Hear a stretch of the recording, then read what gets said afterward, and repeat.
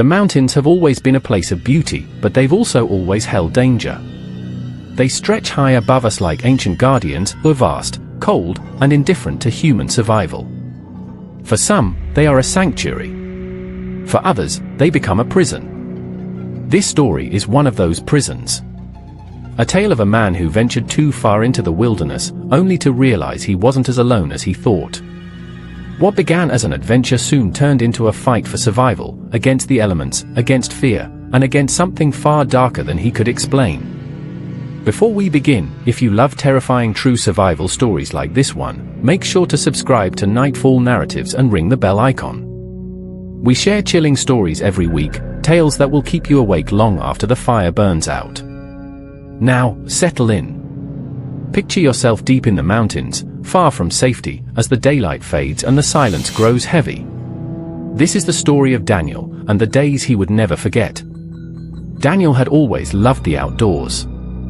At 34, he'd hiked dozens of trails, camped in rain and snow, and learned to read a compass better than most people read a phone screen. But the Rockies were different. They weren't just trails and campsites, they were vast, unpredictable, and wild in a way few places still were. That fall, when the air grew crisp and the trees caught fire with golden leaves, he decided it was time to test himself. 5 days in the mountains, alone. A chance to unplug, to breathe, and to remind himself what it meant to rely on no one but himself. He packed carefully, dehydrated meals, water filters, a sturdy tent, a map and compass, a satellite communicator, and the survival knife his father had given him years before. As he loaded the gear into his truck, he promised his sister he'd be fine. "Don't worry," he said, flashing the easy smile he always did before a trip. "I'll be back with stories." The first day was perfect. The trail wound through golden aspens and towering pines, their needles whispering as the breeze passed through. A river kept him company, rushing over rocks as though racing him deeper into the woods.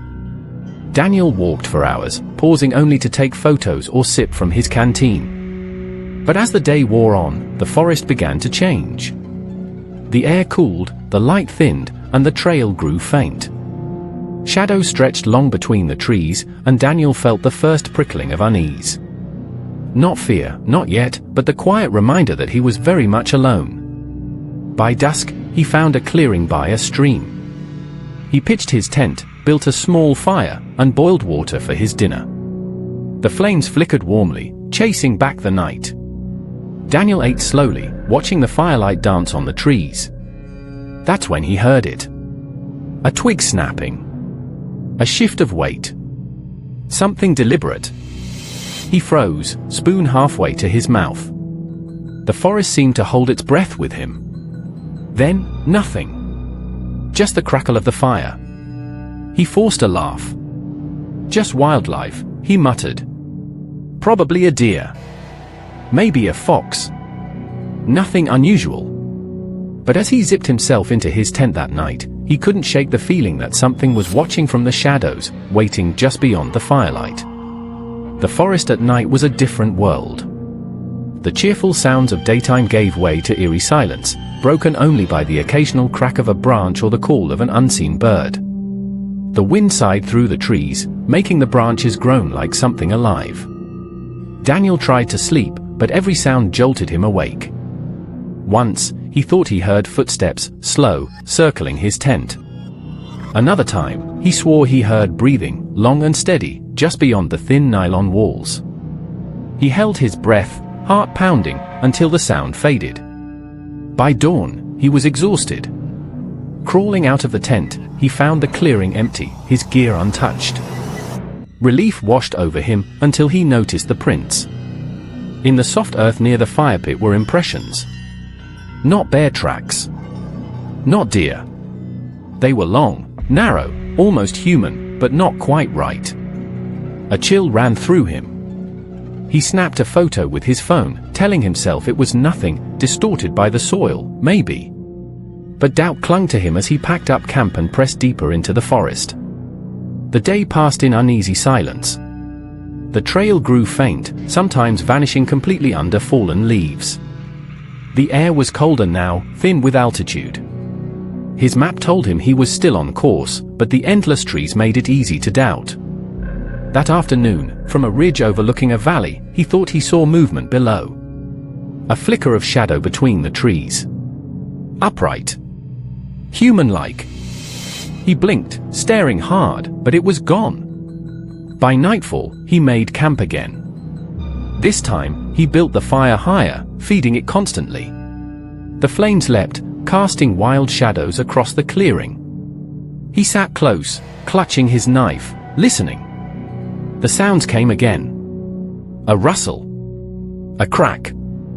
Something pacing just beyond the firelight. At one point, two faint glints, eyes reflecting in the dark. Sleep was impossible.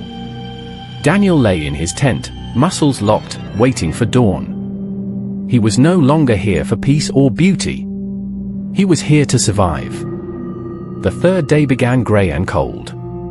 Clouds gathered overhead, thick and heavy, blotting out the sun. Daniel hiked quickly, hoping to cover ground before the weather turned. By midday, the wind picked up. It howled down the ridges, carrying with it the sharp bite of rain. Soon the drizzle turned to a downpour, soaking the forest and chilling him to the bone. His jacket held, but his boots squelched with every step. Worse, the trail vanished completely under the storm. The map was useless in the sheets of rain.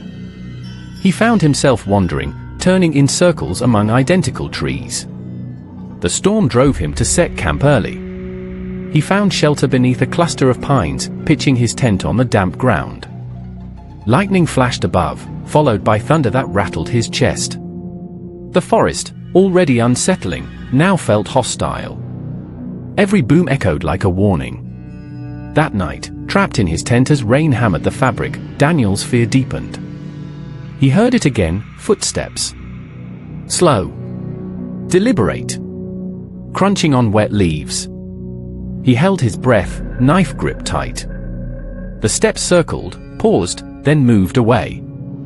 Minutes later, they returned, closer this time. At one point, something brushed against the tent wall. A dragging sound, like fingers trailing across the fabric. Daniel froze, pulse racing. He wanted to shout, to scare it off, but his voice caught in his throat. Hours passed before the sounds faded. When dawn came, the ground outside was covered in mud, washed smooth by the storm. Any tracks were gone. But Daniel knew. He wasn't alone. Exhaustion gnawed at him. On the fourth day, the forest seemed endless. He tried to retrace his route, but every direction looked the same. Trees, rocks, streams, all blending into one vast labyrinth. His food supplies dwindled. He rationed meals, chewing slowly, but hunger gnawed at his stomach.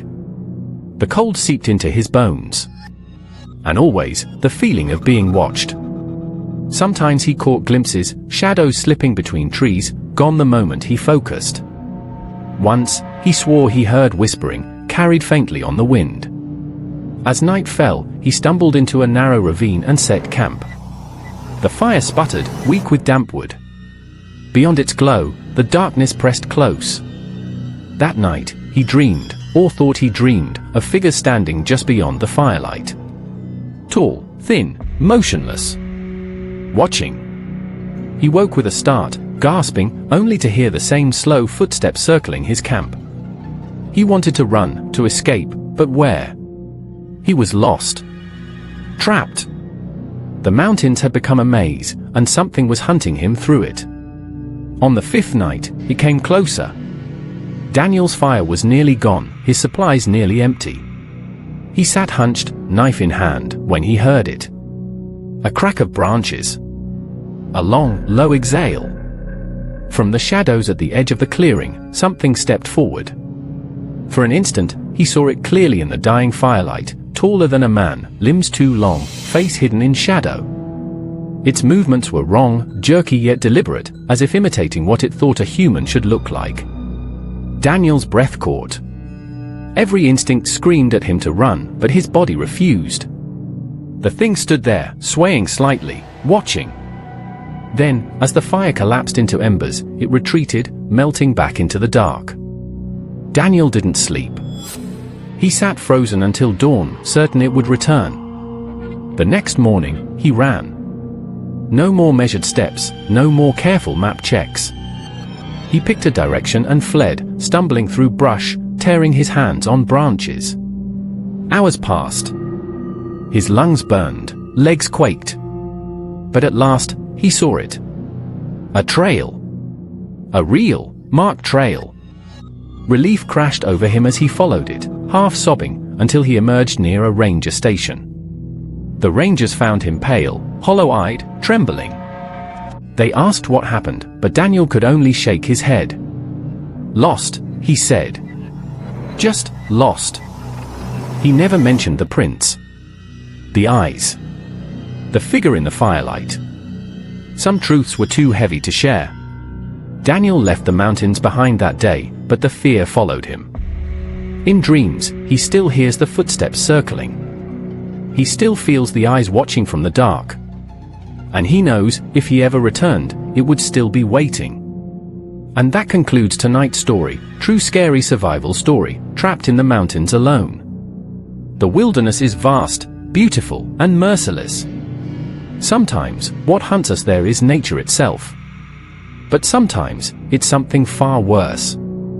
If you enjoyed this story, make sure to subscribe to Nightfall Narratives and click the bell icon so you'll never miss another night by the fire. We post new tales of survival and horror every week, stories that blur the line between the real and the unimaginable. Until next time, stay safe. Stay aware. And remember, when you're alone in the dark, you might not be alone at all.